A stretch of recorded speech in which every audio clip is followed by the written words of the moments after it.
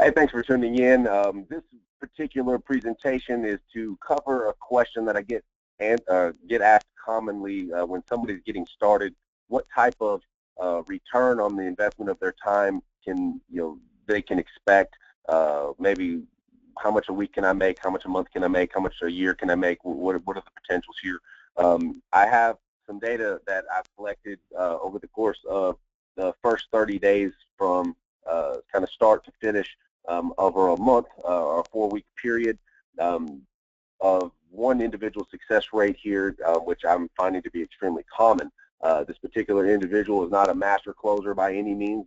He's got a lot of experience with customer service and sales and has a long, extensive background. Is a learner that takes a little bit longer to process some things than others pick up on very quickly sometimes. So I'm considering this to be a very average ability that you guys would have as far as opportunity in comparison. He's phenomenal in a lot of different areas as far as willingness. He puts a lot of time and effort into it. But again, sometimes it takes a little time and effort for some people to grasp overall concepts.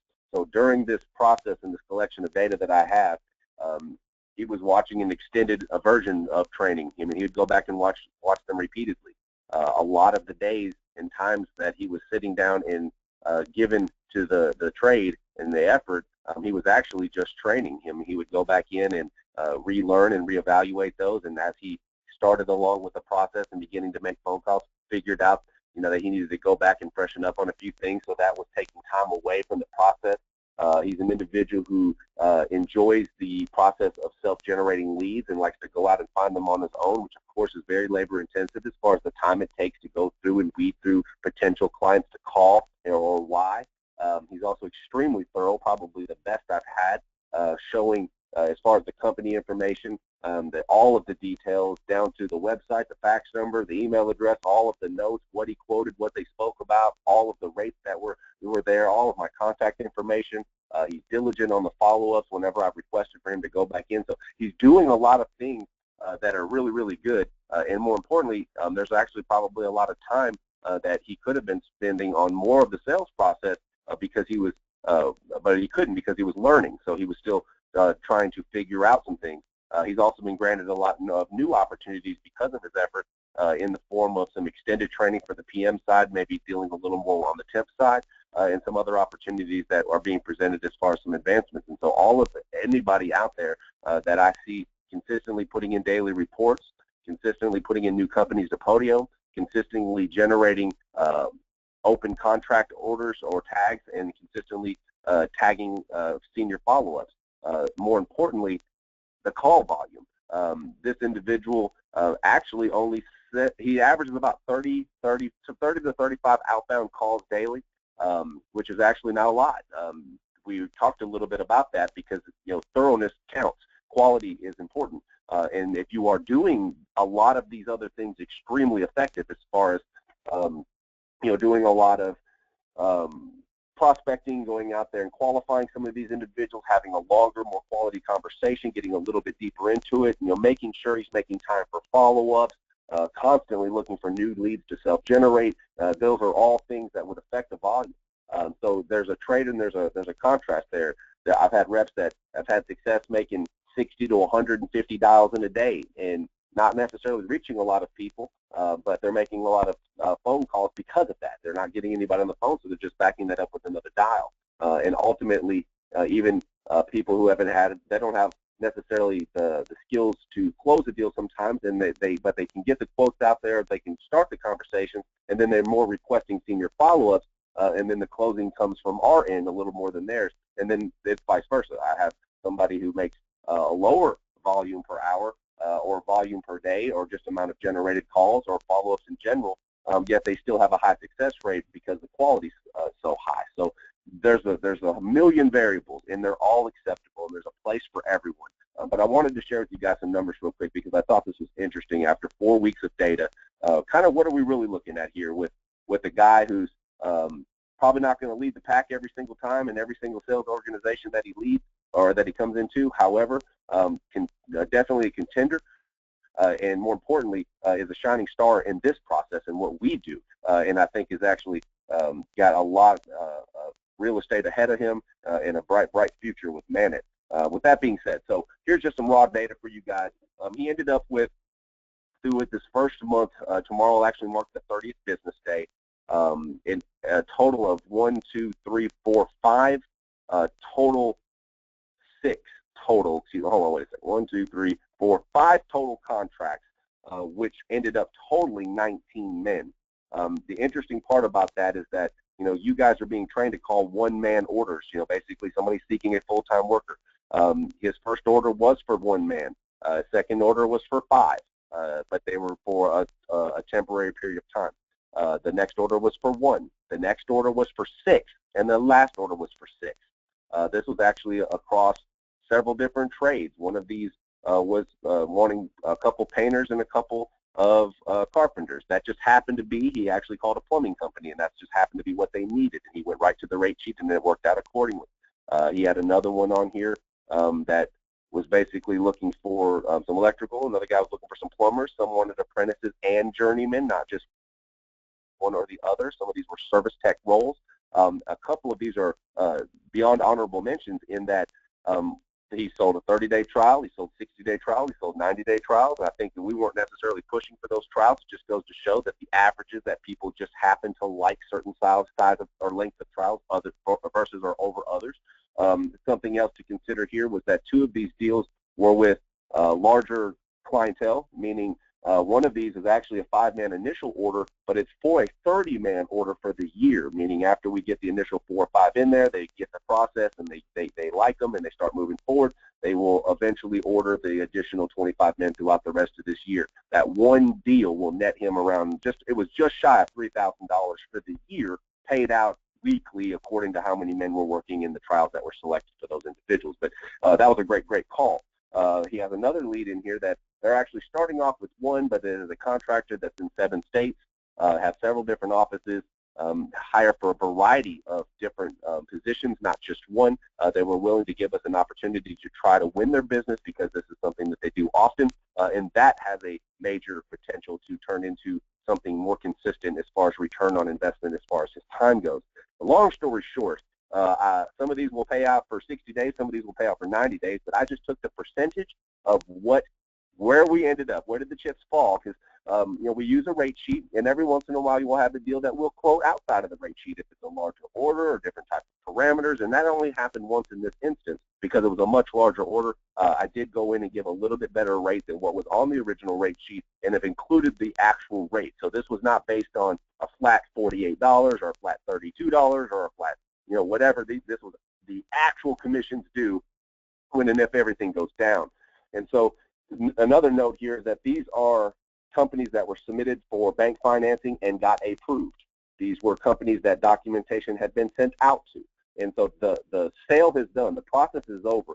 With that being said, there was a potential here much beyond what we ended up with. He has 19 men here in what we were going to call an open order status after 30 days. But he had 8 men that he could have had out in addition to that. However, the bank financing fell through. Those are not completely dead, by the way, because we have some further additional options that we can offer to those types of companies. We are still in the process of going in and trying to work out relationships that can begin with the other 8. So actually he may have ended up with a lot more and still may. But with that being said, just where we are with the 19, his weekly total in commissions that are stackable residual will come out to be about $650 a week. That means if he stops selling today and these men start their job and they work out and of course everything just goes smooth like it should, for this next 4 weeks he'd get that $650. If he didn't call again, he'd have to call any more sales. Now what that shows is that once you invest that time and you build it up and you get it to the point where you have got a check of about $650, for example, which is where he would start Monday, which would be the first week of his second month, he can then repeat the process. He's averaging 4.75 open orders per week. That's 4 times larger than what we originally projected when we started the program. You'll hear me say that through a lot of the training, that the data as it was coming in, I had already seen these projections being much higher than what we anticipated, because some of these orders are placing 6-man orders and 5-man orders or 25-man orders, and the averages are a lot better than what we thought. Now that being said, here's what you have to consider. he's at 650, but he's starting fresh on Monday. And so if he's selling an average of, let's just say it's 5 guys, it was 4.75. So 5 guys a week at that rate, he's actually averaging around $34.20 per man per week. So you can literally take an additional couple $100, about $200 per 5 men to add right to his total, meaning after 4 weeks of effort, he'll be about 650. It'll take another week or so to get that realized because the men have to actually, get out if they're on the job, earn a week's worth of pay, and then we start that process. However, once that's actually established and that platform and that it's basically laid out as a foundation, if he does the same thing he's been doing and doesn't even get better, just consistent, he adds another 4 or 5 orders next week, he'll add another 200 to that paycheck. So his week after that would be looking at about 850. He does the same thing the next week, adds another 5 open orders, he'll be at he'll go 650, 850, 1050, 1250, 1350. So by the time he's rounding his 8th week or 2 months in, he will have built it up to about 1350 a week residual, give or take. I mean, it goes up and down a little bit just based on variables. However, the original month's worth of invoicing that was only for a 4-week deal, that would drop off at that point, which would lower him back from 1350 down to about half of that, which would be about 650. And then he kind of starts over again. So if you really want to look at some snapshots here, you would have to go, just based on what we have, he's looking at around $33,800 a year if he only added, if he only stayed with what he had, which was just a running total of 19 open orders. However, because once he's caught up in a month and he gets to just stack on top of that, for at least 6 months out of the year, he'll have the potential to double up. Then he can add another about 19,500 to his projection for the year as it stands, with like after credit rejects, after it's all said and done, which puts him more on a projection of around 53,300 a year. When you're looking at that, it's got a lot more reality to the potential. The real potential is the fact that he did have 8 additional orders that could have been in there. And, luck of the draw is going to occur. We're going to get credit rejects, but we're also going to retain a lot of those.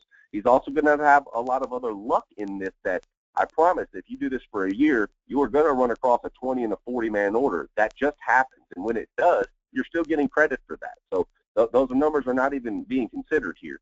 So if you take the full-time potential of how many men he actually had in the form of open orders and total contracts sold, he ended up with about 23, 24 guys out there, or whatever. Let me make sure real quick. It was 19 plus an additional.